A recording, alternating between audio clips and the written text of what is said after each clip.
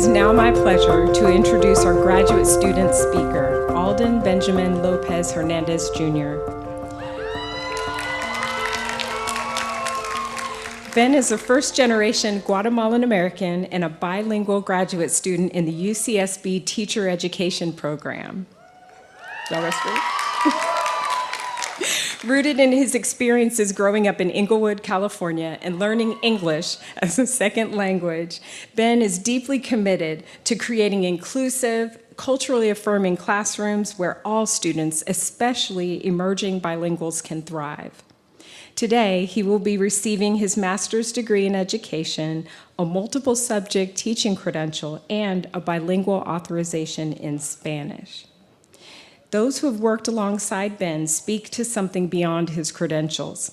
Javier Bolivar, principal of Adelante Charter School, and Ben's supervisor in the teacher preparation program, write that Ben carries himself with pride while being inclusive and respectful of others' diverse perspectives. He understands how music, language, and culture bring people together and share stories and build community. Principal Bolivar calls him the kind of person who not only embodies an institution's values, but elevates them. It is in that spirit, forged in Inglewood, deepened at UCSB, and now pointed toward classrooms where it is needed the most, that Ben brings to this podium today. It is our pleasure to introduce Alden Benjamin Lopez Hernandez. Please welcome him.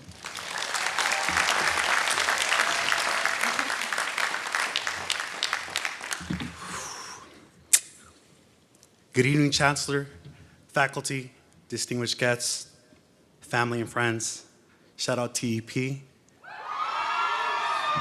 and the graduate class of 2026. Hola, mamá. Hola, abuelita. Y hola, mi Ruby. Before I begin, I'd like to take a moment to recognize someone who was supposed to be standing here with me today. My mother suffered a stroke just last Friday, and by God's grace, she's still alive and strong. But she is unable to be here with me today, which truly breaks my heart. My whole life, she sacrificed more than I could ever put into words. She believed in me during moments when I struggled to believe in myself. She taught me resilience, faith, and the value of never giving up, even when life becomes difficult. Even when I saw her in that hospital bed Friday night, she looked at me with a smile as if to say, "It's okay, son. This too shall pass. I got this." Mama, although you couldn't be here with me today, please know that you are a part of every accomplishment that brought me to this stage. This degree, this moment, this speech, my whole being are dedicated to you. Eres mi roca firme, mi apoyo para siempre, madre, y mi inspiración cada día. I love you. Te amo, mamá. Standing here today is one of the greatest honors of my life.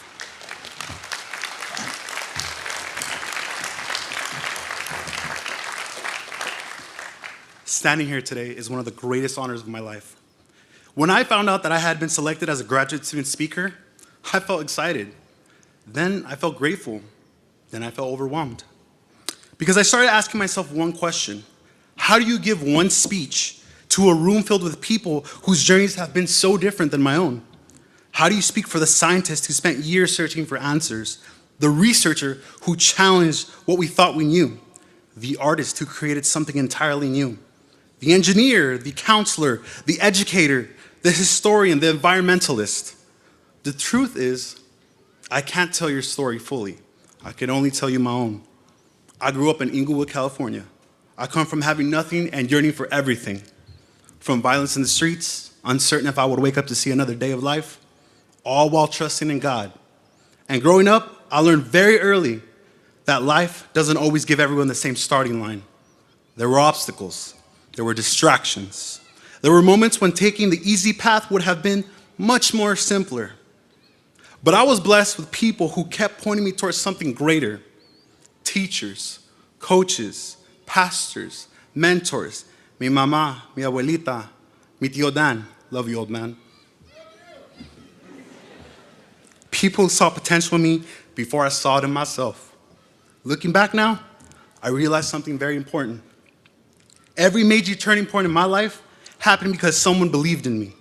A coach, a teacher, a pastor, a family member, someone who took the time to invest in me. And because of that, I always felt the responsibility to lead others the same way. I found leadership on the football field. I found leadership in church. I found leadership in the classroom.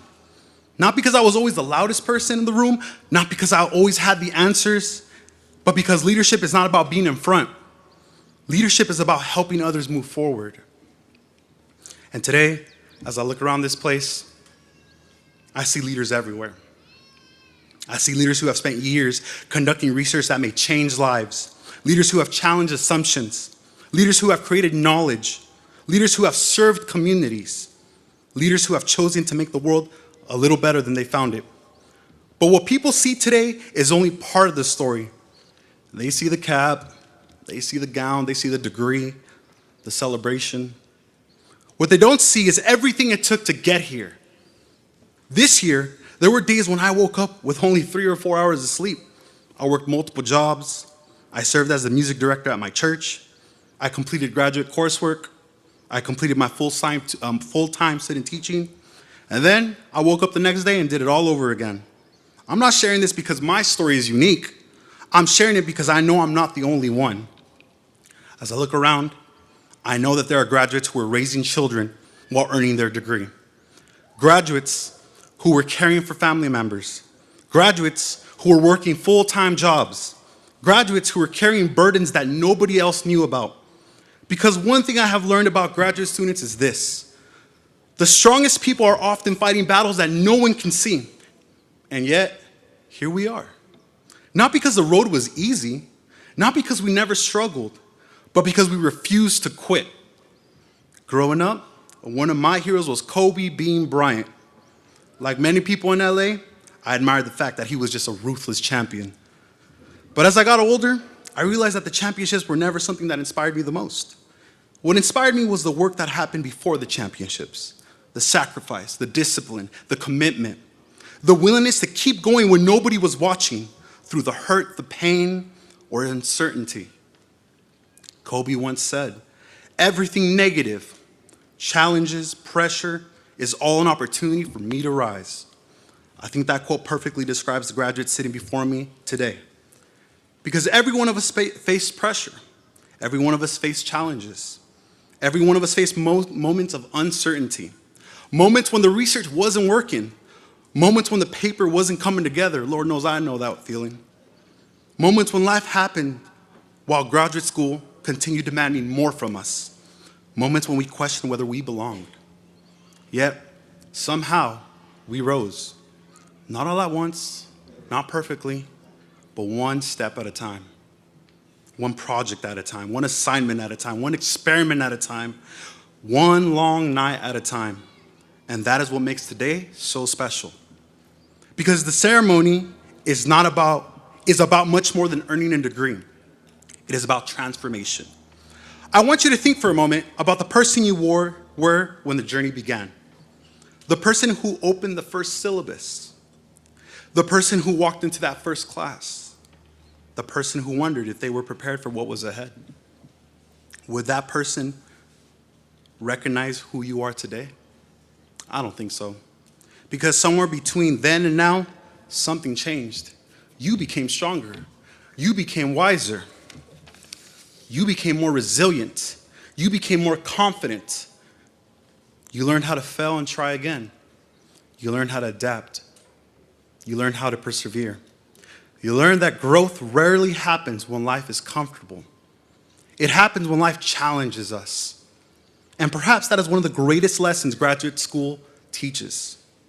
Not just how to think, not just how to research, not just how to solve problems, but how to keep moving forward when the outcome is uncertain. As I look around this place today, I am reminded that none of us arrived here alone. Behind every graduate is a story. A family member who sacrificed, a friend who encouraged us, a professor who challenged us, a mentor who opened a door, a loved one who never stopped believing in us. For many of us, this degree, it has our name on it, but it belongs to so many people who helped us along the way. Tonight, we celebrate them too, because achievement may feel individual, but growth is always collective. None of us became who we are alone. And that is what makes this moment so meaningful. Years from now, We may not remember every detail of the ceremony. We may not remember every speech. We may not remember where we were sitting. But I hope we remember this feeling. The feeling of accomplishing something we once thought was impossible. The feeling of looking around and realizing that every person who overcame something to earn their place in life. The feeling of gratitude. The feeling of possibility. And the feeling of knowing that our story is still being written. Today, we leave this campus with degrees, but I hope we leave with something even more valuable. The confidence to face whatever comes next. The humility to continue learning. The courage to continue leading. And the determination to continue rising. Class of 2026, today, we leave as graduates, but we also leave as champions. Not champions because life was easy, not champions because we never struggled, champions because every time life challenged us, we found a way to rise. Congratulations, class of 2026. Thank you, and may the best chapters of your life still be ahead. Never give up, and God bless.